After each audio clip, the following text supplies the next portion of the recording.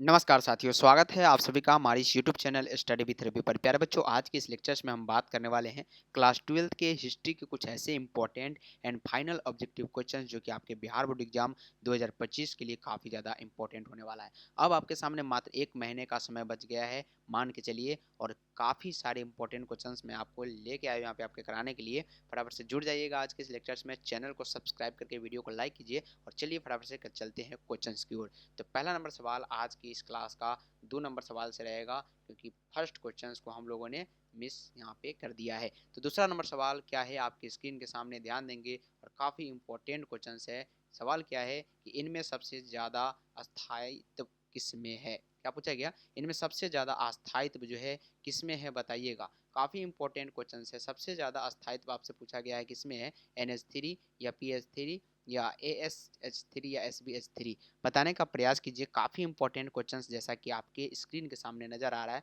और अगर सबसे ज़्यादा अस्थाई अगर आपसे स्टेबल अगर आपसे पूछा गया तो NH3 याद रखिएगा। क्या याद रखिएगा, NH3। ऑप्शंस नंबर क्या हो जाएंगे, बिल्कुल ए जो होगा, सभी का ऑप्शंस नंबर आ रहा है, बिल्कुल इस प्रश्न का राइट आंसर है। हो सकता है इस क्लास को प्यारे बच्चों आज के सिलेक्टर्स को प्राइवेट भी कर दिया जाए, यूट्यूब से हटा भी दिया जा सकता है। तो 3 नंबर सवाल का जवाब बताइएगा कि संक्रमण धातु में कौन सा तथ्य गलत है। संक्रमण धातु में कौन सा तथ्य जो है गलत है, प्रतिचुंबकीय, अनुचुंबकीय या समन्वय यौगिक निर्माण या परिवर्ती ऑक्सीकरण अवस्था प्रदर्शित करना। याद रहे, संक्रमण धातु में कौन सा जो तथ्य है वो गलत है, बताइएगा। संक्रमण धातु में कौन सा तथ्य गलत है, 3 नंबर क्वेश्चन का जवाब बताइए। और काफ़ी इंपॉर्टेंट क्वेश्चन है, जैसा कि मैं आपको बार बार बता रहा हूँ। संक्रमण तत्व यानी ट्रांजिशन एलिमेंट अगर आपसे पूछा जाएगा संक्रमण धातु में कौन सा तथ्य जो है गलत है, क्या ये प्रतिचुंबकीय होते हैं, क्या अनुचुंबकीय होते हैं, समन्वय यौगिक निर्माण या परिवर्ती ऑक्सीकरण अवस्था प्रदर्शित करता है। ये 3 नंबर क्वेश्चन से याद रहे। ये तथ्य जो है गलत है, तो कौन सा गलत है, प्रतिचुंबकीय होते हैं, ये बिल्कुल गलत है। एक प्रकार का क्या होता है, अनुचुंबकीय होते हैं, समन्वय यौगिक जो होता है इसका यौगिक निर्माण होता है और परिवर्ती ऑक्सीजन प्रदर्शित करता है। यानी कुल मिला के ऑप्शन नंबर ए जो होगा इस प्रश्न का गलत होगा। तथ्य गलत होगा लेकिन क्वेश्चन के लिए आंसर राइट होगा। चलते हैं हम लोग 4 नंबर सवाल की ओर। 4 नंबर क्वेश्चन क्या पूछा जा रहा है कि क्रोमियम में कौन सा ऑक्साइड प्राकृतिक में अम्लीय क्षारीय रूप में पाया जाता है। प्राकृतिक में अम्लीय क्षारीय रूप में कौन सा ऑक्साइड पाया जाता है, ये आपसे पूछा जा रहा है। क्रोमियम, यानी क्रोमियम के बात अगर आपसे करें तो कौन सा ऑक्साइड जो है प्रकृति में जो है, यानी एनवायरनमेंट में जो है अम्लीय यानी एसिडिक और क्षारीय रूप में यानी बेसिक रूप में पाई जाती है। ये आपसे कुल मिला के पूछा जा रहा है। तो याद रहे, इस प्रश्न का जो राइट आंसर जाएगा ऑप्शन नंबर ए के साथ जाएगा, Cr2O3। Cr2O3 याद रखेंगे। इस प्रश्न का ये क्या होगा, राइट आंसर होगा। इस प्रकार के प्रश्न जो है आपके प्रीवियस ईयर एग्जाम में पूछे गए हैं और आप भी इस प्रकार के क्वेश्चन जरूर करके जाए। शॉर्ट क्वेश्चंस के चक्कर में ना पड़े, ज़्यादा इजी क्वेश्चंस के चक्कर में ना पड़े, ये आपको नुकसान दे सकता है। तो संक्रमण धातु में ऑक्सीकरण संख्या अधिक प्रदर्शित करता है, बताइएगा। संक्रमण धातु जो ट्रांजिशन एलिमेंट है उसमें जो है ऑक्सीकरण संख्या प्रदर्शित करता है, कौन करता है बताइएगा। संक्रमण धातु में ऑक्सीकरण संख्या प्रदर्शित करता है तो ये Mn करता है, याद रखिएगा। मोनोविडम ऑप्शन नंबर यहाँ पे क्या होगा, बी, बिल्कुल मैग्नीज, याद रखिएगा। 25 ऑप्शन नंबर यहाँ पे बी जो होगा इस प्रश्न का राइट आंसर होगा। तनु तथा क्षारीय केमेनोफोर के घोल को किस नाम से जाना जाता है। तनु तथा क्षारीय केमेनोफोर के घोल को किस नाम से जाना जाता है, फेंटोन अभिकर्मक के नाम से, या ल्यूकास अभिकर्मक, या वेयर अभिकर्मक, या तालन का अभिकर्मक, बताइएगा फटाफट से। क्वेश्चन जो है लाजवाब आपके स्क्रीन के सामने है प्यारे बच्चों। 6 नंबर सवाल का जवाब बताने का प्रयास कीजिएगा, जो कि काफ़ी ज़्यादा इंपॉर्टेंट है। 1 मिनट।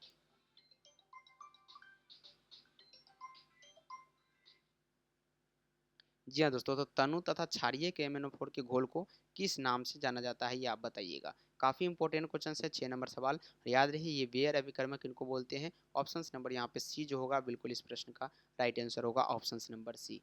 7 नंबर सवाल क्या है कि जिंक सल्फाइड यानी ZnS का रंग है। जिंक सल्फाइड यानी ZnS का रंग कैसा है, श्वेत है, काला है, भूरा है या लाल है, बताइएगा। जिंक सल्फाइड ZnS का रंग कैसा है प्यारे बच्चों, जिंक सल्फाइड का। ऑप्शंस नंबर क्या हो जाएंगे, बताने का करेंगे प्रयास फटाफट से। जिंक सल्फाइड यानी ZnS का रंग बताइएगा। तो ये जो होता है श्वेत होता है, ऑप्शंस नंबर ए बिल्कुल याद रखिएगा। जिंक सल्फाइड का रंग कैसा होता है, श्वेत होता है। यहाँ पे मर्क्यूरस आयन का सूत्र है, मर्क्यूरस आयन का सूत्र क्या होगा ये भी बताते हुए चलिए, काफ़ी इंपॉर्टेंट क्वेश्चन है। मर्क्यूरस आयन का सूत्र बताइएगा तो एच डी 2020, यहाँ पे ऑप्शन नंबर सी जो होगा प्लस याद रखिएगा, प्लस मिस भी मत कीजिएगा, Hg 22 प्लस याद रखिएगा, मर्क्यूरस का यहाँ पे मर्क्यूरस आयन का सूत्र होता है। 9 नंबर क्वेश्चन है, सोना यानी एरम का ऑक्सीकरण संख्या क्या होता है। ये लाजवाब क्वेश्चन से याद रहे, सोना यानी एरम का ऑक्सीकरण संख्या क्या होता है। बिहार बोर्ड इस बार तेज बन चुका है और आपसे इस प्रकार के प्रश्न जो है गहराई से पूछा जा सकता है, बिल्कुल ऊपर ऊपर ना खेले और इस प्रकार के प्रश्न हमारे यहाँ से जरूर करके जाए, ये आपको बहुत ही फायदेमंद होगा। बहत्तम विन्यास 3D6 और 4s2 क्या है, याद रखिए बहत्तम विन्यास जो है 3D6 और 4s2 यानी कुल मिला के 6 2 8 याद रहे, ये किसका होता है बताइएगा। 10 नंबर सवाल का जवाब बताइए यहाँ पे, तो ये जिंक का हो जाएगा, याद रखिएगा S2 में परिवर्तन यहाँ पे प्रवेश कर गया है, यानी ये जिंक का होगा। जिंक का कितना होता है 30 होता है, याद रखिएगा। तो ऑप्शन नंबर क्या होगा, बिल्कुल इस प्रश्न का राइट ऑप्शन नंबर बी होगा। अगला, निम्न से कौन उभयधर्मी ऑक्साइड है, उभयधर्मी ऑक्साइड बताइएगा कौन सा है उभयधर्मी ऑक्साइड। तो उभयधर्मी ऑक्साइड सभी का आ रहा है क्रोमियम और 3, बिल्कुल ऑप्शन नंबर ए इस प्रश्न का होगा राइट आंसर। इनमें डी ब्लॉक तत्व है, डी ब्लॉक तत्व बताइएगा इनमें कौन सा है, डी ब्लॉक तत्व कौन सा है, तो ये एच एस याद रखिएगा, ये क्या है डी ब्लॉक के तत्व है। ऑप्शन नंबर यहाँ पे बी राइट आंसर होगा। यहाँ पे रैगिन यौगिक है, रैगिन यौगिक बताइएगा, रैगिन यौगिक कौन सा है। तो 4 ऑप्शंस आपके स्क्रीन के सामने है, रैगिन यौगिक आपसे पूछा जा रहा है, सभी के सभी इसमें जो है यहाँ पे टाइटेनियम कैल्शियम फेरिक कैल्शियम और CO2 यानी इनमें से सभी, ऑप्शन नंबर डी बिल्कुल इस प्रश्न के लिए राइट आंसर होगा। ऑल ऑफ दिस जो है क्या है रैगिन यौगिक है। किस समूह को सिक्का धातु कहते हैं, कौन सा ऐसा समूह है जिसको सिक्का धातु के रूप में जाना जाता है प्यारे बच्चों। तो सिक्का धातु के रूप में हम लोग यहाँ पे कॉपर यानी Cu, बिल्कुल Ag और Au तीनों जो होते हैं इनको सिक्का धातु कहते हैं, यानी कॉपर चांदी और सोना तीनों का तीनों क्या है एक प्रकार का सिक्का धातु है। ऑप्शन नंबर ए याद रहे। इस पीडीएफ में आपको आंसर भी प्रोवाइड किए जाएंगे।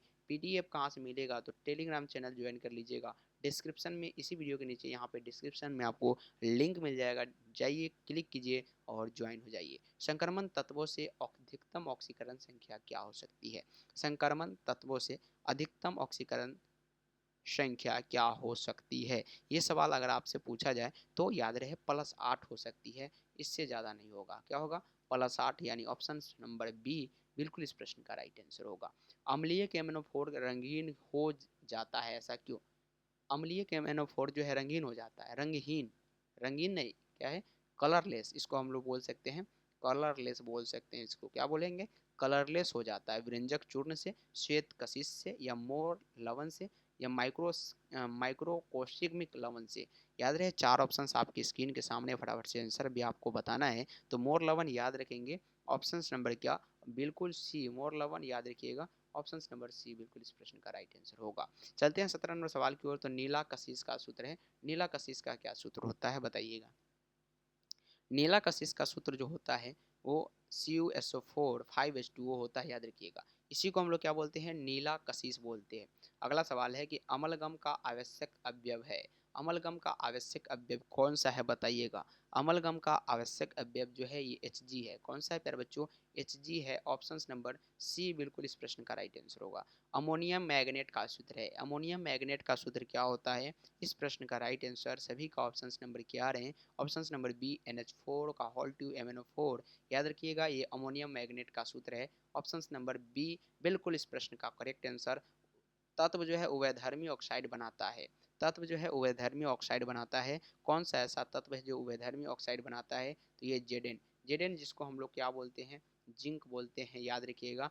यहाँ पे तत्व उभयधर्मी ऑक्साइड बनाता है। परमाणु संख्या अगर आपसे पूछा जाए तो 30 होता है, याद रखिएगा। कौन जो है लाल रंग का यौगिक है, निम्न में से लाल रंग का यौगिक बताइएगा, कौन सा लाल रंग का यौगिक है, तो Cu2O, याद रखिएगा ये क्या है लाल रंग का यौगिक है। अगला सवाल है, तो आज की लेक्चर्स में 21 नंबर सवाल था, याद रखिएगा इस प्रश्न का जो आंसर होगा ऑप्शन नंबर ए होगा। और ये सारे के सारे प्रश्न जो है आपके इस बार एग्जाम यानी कुछ एक ही मंथ बाद आपसे आपके एग्ज़ाम में इस प्रकार के प्रश्न आपको देखने को मिल सकता है। तो प्यारे बच्चों, ज़रूर आज की इस वीडियो को लाइक करेंगे, चैनल को सब्सक्राइब करेंगे और वीडियो को ज़्यादा से ज़्यादा शेयर करने का प्रयास करेंगे ताकि उन सभी छात्र छात्राओं तक ये क्लास पहुंच सके जो कि इस बार बिहार बोर्ड का एग्ज़ाम देने वाले हैं। तो आज का लेक्चर्स कैसा लगा अपना अपना फीडबैक कमेंट बॉक्स में ज़रूर देंगे। साथ ही साथ मिलते हैं फिर से अगले क्लास में, तब तक के लिए इतना ही। बहुत बहुत धन्यवाद आज के इस लेक्चर में जुड़ने के लिए।